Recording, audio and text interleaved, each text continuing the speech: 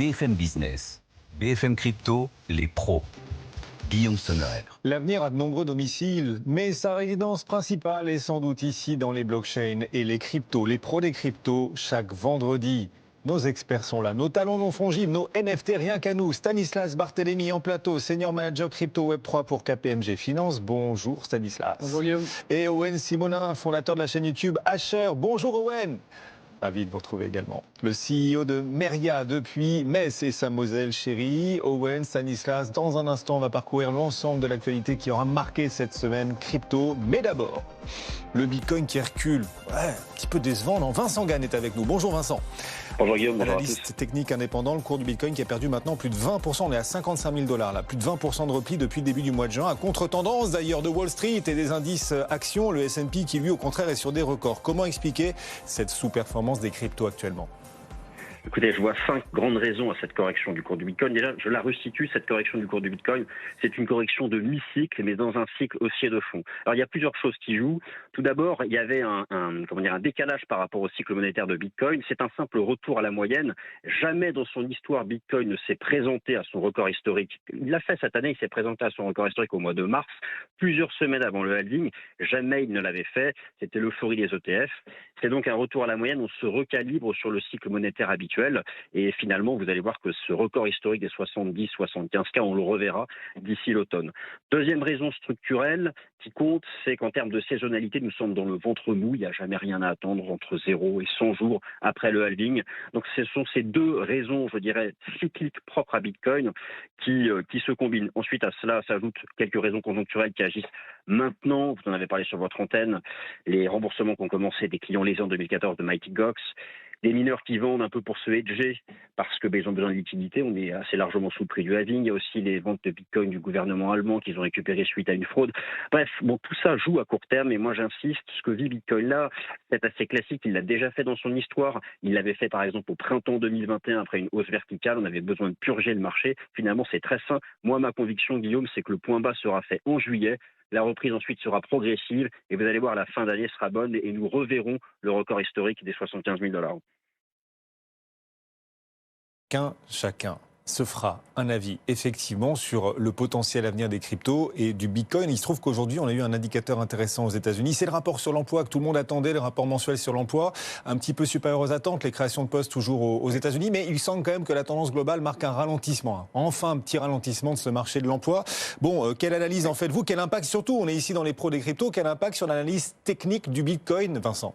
Oui, alors sans rentrer dans les détails, le chiffre pour moi qui compte aujourd'hui, c'est que le taux de chômage aux États-Unis atteint 4,1% de la population active. Nous savons que c'est le seuil d'alerte de la Fed. L'impact il est immédiat, en particulier sur les taux obligataires du marché, qui sont proches de donner des signaux techniques baissiers de moyen terme.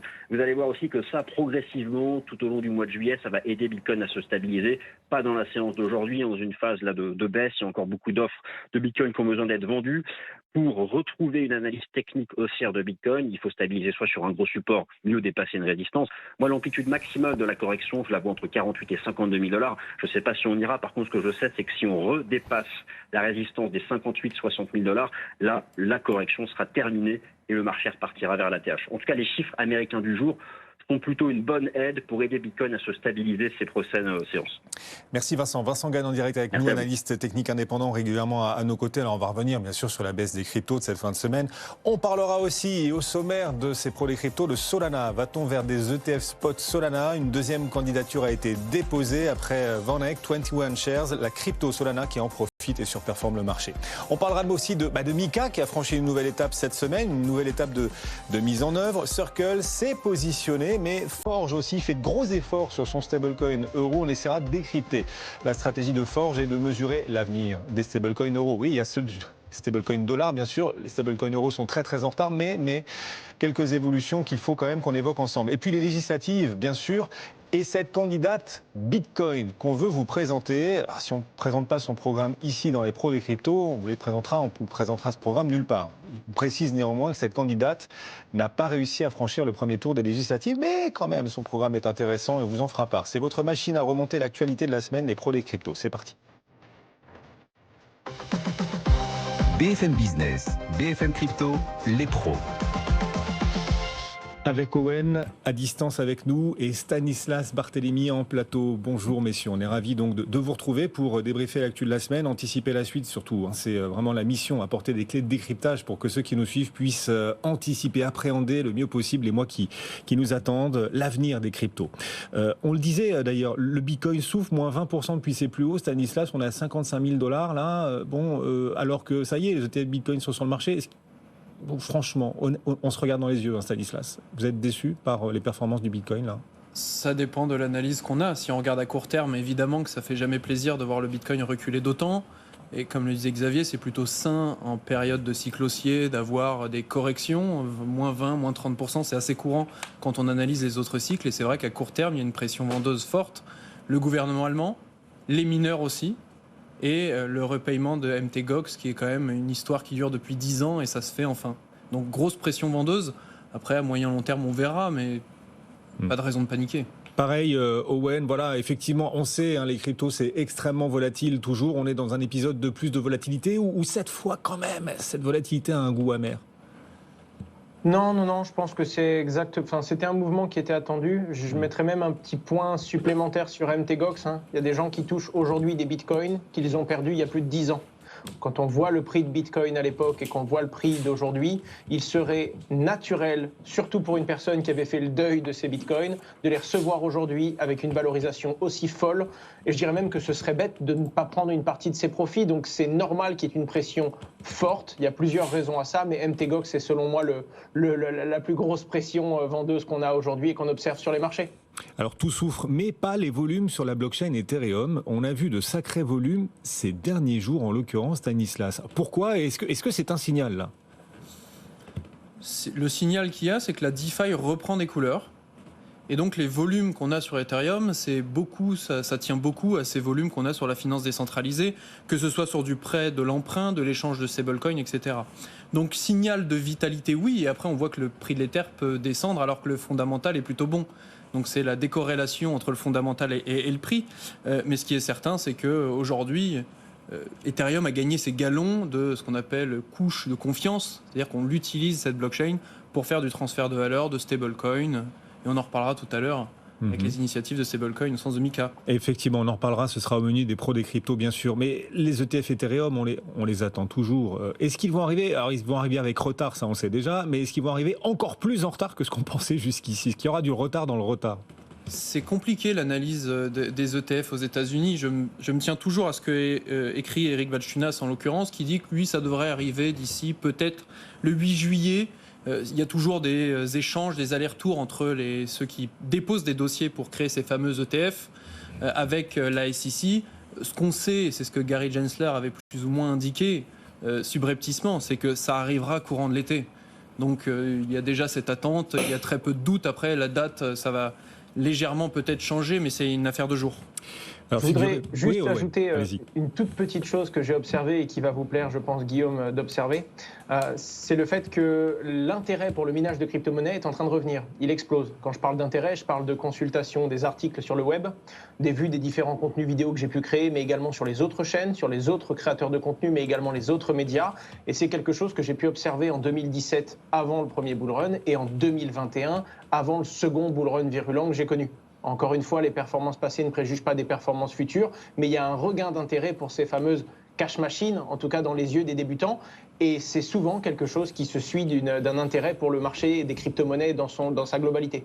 Oui, c'est l'expérience qui parle, là en l'occurrence, et ça donne un repère de plus à ceux qui nous suivent et qui nous regardent. Figurez-vous que, alors on parle d'Ethereum, là, du Bitcoin aussi, mais Solana aussi frappe à la porte pour obtenir son ETF spot, son ETF au comptant. Une deuxième candidature pour un ETF Solana a même été déposée ces derniers jours. C'est l'objet de la question crypto qui claque.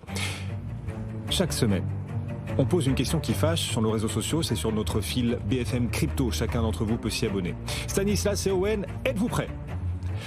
Voici la question crypto qui claque. C'est peut-être donc la prochaine grande étape des ETF. La SEC, à vos yeux, validera-t-elle des ETF Solana au comptant ?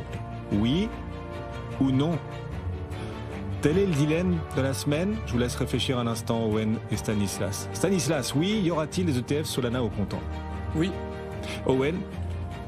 Non. Ah, c'est chaud. Vous allez peut-être vous qui nous suivez également un avis aussi tranché que nos experts. N'hésitez pas à participer sur nos réseaux sociaux BFM Crypto. Voilà. Pourquoi, alors un avis tranché l'un et l'autre d'ailleurs, pourquoi non Owen? Pourquoi vous ne pensez pas qu'il y aura un jour des ETF Solana au comptant? Pourquoi ce pessimisme? Un jour peut-être. Pour le coup, si c'est sur du très long terme, je rejoindrai Stanislas dans son analyse. Moi, c'est plutôt sur du court terme. Ce qui fait que ça s'est fait pour Bitcoin et que ça a été compliqué, mais que ça s'est fait quand même sur Ether, c'était principalement sur des critères de décentralisation qui ont permis, entre guillemets, à la SEC de laisser l'actif obtenir son ETF spot. Je pense que sur Solana, aujourd'hui, ce ne serait pas possible. Maintenant, et surtout si vous me passez l'expression, on n'est pas à l'abri d'un coup de cul. On n'est pas à l'abri du fait qu'un produit de ce genre pourrait arriver sur Solana. Et pour moi, ça donnerait beaucoup d'énergie à plein d'autres crypto-monnaies qui rêveraient également de pouvoir avoir ce genre de produit et capter des volumes à la hausse. Un coup de cul. C'était un pari, Owen, avec un ami, il fallait caser. Pas du tout. Pas du tout.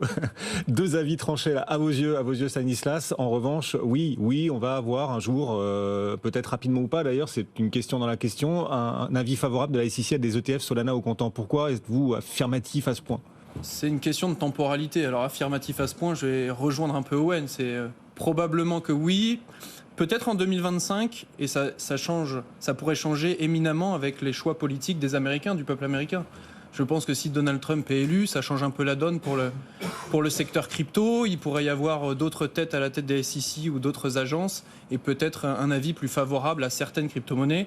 Ce qui est sûr, c'est qu'il va y avoir une multitude de développement d'ETF et parfois des ETF avec plusieurs collatérales. Je pense à des ETF avec, par exemple, je dis au hasard, mais 75% BTC, un peu d'ETH et un peu de Solana à terme. C'est ce que je vois se développer. Quel impact possible ça aurait pour Solana? On a vu sur Bitcoin, l'impact des ETF Bitcoin. Voilà, sur Ethereum, on attend toujours ces ETF. On verra l'impact une fois que ces ETF arriveront sur le marché. Et pour Solana, est-ce que vous attendez... D'ailleurs, Solana surperforme déjà. Est-ce que vous attendez un énorme impact? C'est difficile de le quantifier puisqu'il y a le même doute sur Ethereum, c'est-à-dire il y aura du volume, oui, mais est-ce que ce sera assez de pression acheteuse pour pouvoir faire monter les cours? Ce qui est certain, c'est que quand on crée un ETF dans l'état d'investissement entre guillemets des cryptos, ça ouvre les vannes pour certains acteurs d'investir dans ce type de produit. Donc il y aura une pression potentiellement acheteuse. La question après, c'est de la quantifier, de se dire, bon, est-ce que c'est 20 ou 30% des volumes qu'il y avait sur le Bitcoin? Et dans ce cas-là, on peut s'amuser à faire une projection en fonction de la liquidité du marché. Oui, c'est comme ça que vous réfléchissez, que vous essayez d'anticiper l'éventuel impact pour Solana également, Owen? Tout à fait. On en rigolait sur mon expression, mais je pense que beaucoup de personnes qui déposent ce genre de dossier jouent quand même avec la chance et se disent que c'est possible. Et vu que ce sont des actifs qui sont particulièrement volatiles, ça peut être vraiment très rémunérateur de réussir à lister un de ces produits. Et donc je pense vraiment qu'il y a une opportunité à aller chercher, et qu'il y a d'autres crypto-monnaies qui tout de suite après, si Solana obtient son ETF, il y a un grand nombre d'actifs qui vont voir cette opportunité comme à leur portée et on va voir des demandes aller dans tous les sens si en plus de Bitcoin et d'Ether, c'est cette fois-ci Solana qui arrive à obtenir son ETF. Les pros des cryptos, la suite, chaque semaine on vous accompagne, toute l'actu de la semaine, résumé, condensé en à peine 20-25 minutes, c'est votre machine à condenser le temps en direct sur BFM Business, à retrouver en replay et aussi sur notre chaîne YouTube BFM Crypto. C'est vrai que voilà, il y a des perspectives intéressantes en matière d'ETF. Cette inclusion financière qui avance, mais qui ne suffit pas. Elle ne suffit pas à convaincre tous les organismes, et surtout pas les plus centralisés de la Terre. L'un des plus centralisés du monde, c'est la BRI, la Banque des règlements internationaux, qui est en quelque sorte la crème de la centralisation. Eh bien, elle parle encore, la BRI, en mal des cryptos dans son dernier rapport, avec des arguments Owen. Que dit-elle et est-ce qu'il faut y prêter de l'importance ? Y prêter de l'importance, ça reste la BRI. Maintenant, en effet, c'est la centralisation poussée à son paroxysme. Et évidemment, c'est un discours qui va être très péjoratif vis-à-vis du risque des crypto-monnaies, vis-à-vis du risque de la finance décentralisée. Vous l'avez compris, c'est vraiment la décentralisation qui peut poser problème. Certains stablecoins et leur risque de liquidité, si on reprend les propos de la BRI, mais également les oracles, vous savez, qui sont ces passerelles qui permettent d'aller prendre des données du monde réel pour les importer dans le monde de la blockchain et des cryptos. Ils reconnaissent malgré tout l'importance de la tokenisation, mais particulièrement quand ce sont des solutions blockchain privées ou quand ce sont des solutions blockchain centralisées comme les monnaies numériques de banque centrale. Donc pour le coup, c'est vraiment un discours que l'on connaît déjà dans le monde de la crypto et qu'on a déjà partagé plusieurs fois sur ce plateau, Guillaume. La blockchain, oui, mais une blockchain bien centralisée, contrôlée et contrôlable gérable par un système centralisé. Ce qui leur fait peur, c'est visiblement la décentralisation et toutes les autres valeurs que les crypto-monnaies sont en capacité technique de porter. Voilà, décryptage autour de ce rapport donc de la BRI qui a été publié cette semaine. Très très long rapport d'ailleurs que vous avez lu en intégralité. Ce qui est frappant, c'est que les États se convertissent peu à peu aux cryptos, mais même ceux qui s'y convertissent le font parfois à reculons. Exemple, les États-Unis. On n'arrête pas de dire là depuis quelques semaines que les États-Unis, ça y est, se réveillent et apportent enfin un peu de visibilité à l'écosystème. C'est pas du tout l'avis de Vitalik Buterin qui s'est exprimé sur le sujet il y a quelques jours. Il qualifie Stanislas, la régulation crypto américaine d'anarcho-tyrannie, carrément. Il faut définir les termes. Alors, attendez, on va allumer votre micro. Voilà, ça y est. Et mon petit Larousse m'indique que quand on parle d'anarchie, c'est d'une situation où il y a une carence de loi, c'est-à-dire pas de loi. Et la tyrannie, c'est qu'on est soumis à un tyran, donc aux lois d'un tyran. Si maintenant on l'applique aux États-Unis, et je trouve que le constat est assez vrai, quoique peut-être le concept un peu pompeux, c'est qu'aujourd'hui il y a un flou, il n'y a pas de définition. Et si on reste flou, alors c'est qu'il y a un loup, disait Martine Aubry, mais si on reste flou, quelque part, on peut passer entre les mailles du filet. Au contraire, quand on commence à communiquer très précisément sur ce qu'on veut faire de son produit, de sa crypto, etc., là, ce risque de professionnalisation fait qu'on peut être classifié en security, en titre financier. Et c'est là où la SEC, c'est dans son mandat et vient de mettre un coup de gourdin à ce projet. Ce qui fait qu'on donne quelque part le primat aux projets qui sont flous et on pénalise ceux qui sont un peu plus clairs, un peu plus clairvoyants sur ceux qui veulent faire. Donc le terme d'anarchie, d'anarcho-tyrannie, à mon sens, est intéressant, mais c'est aussi un peu hérité de la manière dont est structuré le droit aux États-Unis, avec ces fameux fonctionnements de civil law, comme on dit, de common law, pardon, où on se base beaucoup sur la jurisprudence et sur des jugements. Là où en Europe, on fait un choix différent de d'abord dresser un cadre hérité de l'Empire romain, et puis après, on laisse le marché s'adapter. Effectivement, le code Napoléon aussi. Enfin voilà. Du coup, c'est pas si mal l'Europe. Enfin, la réglementation MiCA, on disait depuis quelques semaines. Non, finalement, la réglementation, en tout cas, la clarté qu'apportent les États-Unis, finalement, va rendre l'Europe un peu has-been. Et sa réglementation MiCA, là, dont on disait qu'elle était formidable, finalement, c'est pas si bien quand on voit à quel point les États-Unis sont en train d'évoluer rapidement. Mais si, c'est plutôt pas mal l'Europe. MiCA a franchi une nouvelle étape cette semaine, qui apporte donc un peu plus de visibilité aux acteurs crypto, notamment pour les acteurs stablecoin. On va en parler. Mais du coup, les acteurs s'adaptent d'ores et déjà. C'est le cas de Circle qui frappe un grand coup, qui est devenu, en début de semaine, Circle, le tout premier émetteur de stablecoin au monde à se conformer à MiCA. Oui, et cette perspective croisée quand on compare les États-Unis et l'Europe. Alors les États-Unis, ils sont pragmatiques in fine, donc ils pourraient changer de position. Là où l'Europe fait ce choix de définir et d'essayer d'encadrer des usages qui sont encore prospectifs. Alors dans le cadre des stablecoins, c'est plutôt positif de créer un cadre, ça crée de la sécurité pour lancer un business, se développer, etc. Mais ce qu'on remarque dans MiCA, c'est que c'est assez dense et qu'il y a beaucoup de petites choses qui sont sujettes à l'interprétation. Et alors, Circle a réussi à être, entre guillemets, ce qu'on dit MiCA compliant, c'est-à-dire à se conformer à ces textes-là, encore qu'ils ont fait les premières étapes. Il n'y a pas que Circle, ça c'est le jeu de la communication, de dire on est les premiers, mais en réalité, il y a la société française Salvus, et puis il y a aussi Forge qui a annoncé être MiCA compliant. On va en parler. Donc c'est plutôt une bonne nouvelle de ce côté-là. Il y a encore quelques petites inconnues, avec des choses assez subjectives. C'est quand on dit qu'il y a un stablecoin qui reste petit, puis après il y a les stablecoins significatifs qui ont des règles différentes. Dans le cadre de Circle aussi, il y a quelques doutes. C'est parce que c'est un stablecoin qui peut être émis autant aux États-Unis quand on parle de l'USDC qu'en Europe. Donc comment on pourra récupérer ces fonds, la fameuse rédemption en 1 pour 1 il y a encore pas mal de questions. Ce qui est sûr, c'est qu'il y avait un besoin et un doute. C'est qu'au 30 juin, MiCA, le volet MiCA a commencé sur les stablecoins et on commence à avoir des bribes de réponses sur comment le marché des stablecoins va se structurer. Oui, et c'est un peu de visibilité. C'est en l'occurrence Owen en Europe que ça se passe. Tout à fait. Il y a une vraie question qui se pose, c'est sur le retard que les stablecoins euros ont depuis toujours sur les stablecoins dollars. Tous les stablecoins sont en dollars. En euros, c'était pas clair. Les gens avaient peur de se lancer puisqu'il n'y avait pas de cadre clair. Et on sait très bien que l'Europe a voulu cadrer beaucoup plus rapidement que les États-Unis. Donc la plupart des stablecoins que l'on voyait naître et voir le jour, ils étaient basés sur du dollar américain. Donc quand on crie à l'hégémonie du dollar et qu'on sait qu'il y a un cadre qui fait peur et que personne ne veut créer un stablecoin euro, c'est quand même paradoxal.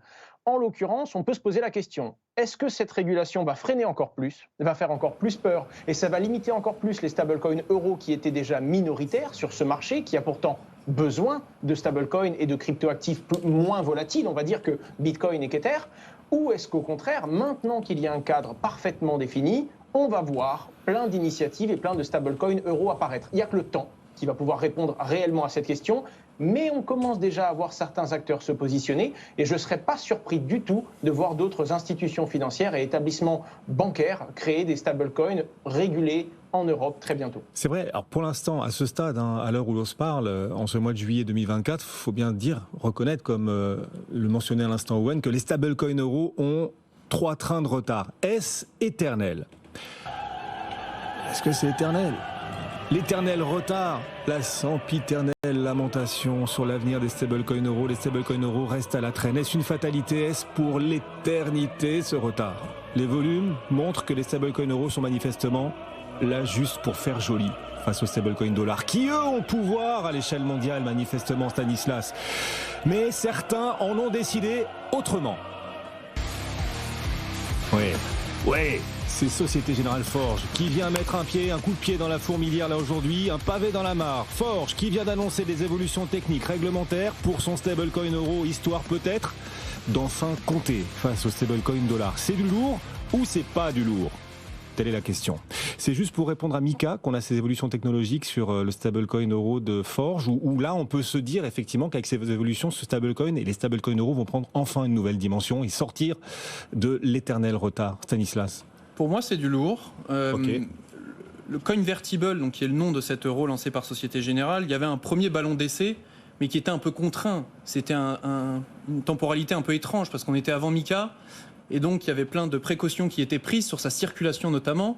Maintenant, on est dans une ère post-Mika. Mika est enfin en œuvre, et ce que fait Société Générale Forge, c'est de changer son setup juridique et de faire en sorte de répondre aux besoins de Mika. Ce qui permet par ailleurs de laisser le stablecoin circuler librement, et c'est là que la donne pour moi change. Alors ça va pas se faire comme ça d'un claquement de doigts, c'est pas un effet cliqué, ça va prendre du temps, mais c'est que la libre circulation de ce stablecoin permet derrière de l'utiliser, lui donner des cas d'usage, notamment en finance décentralisée.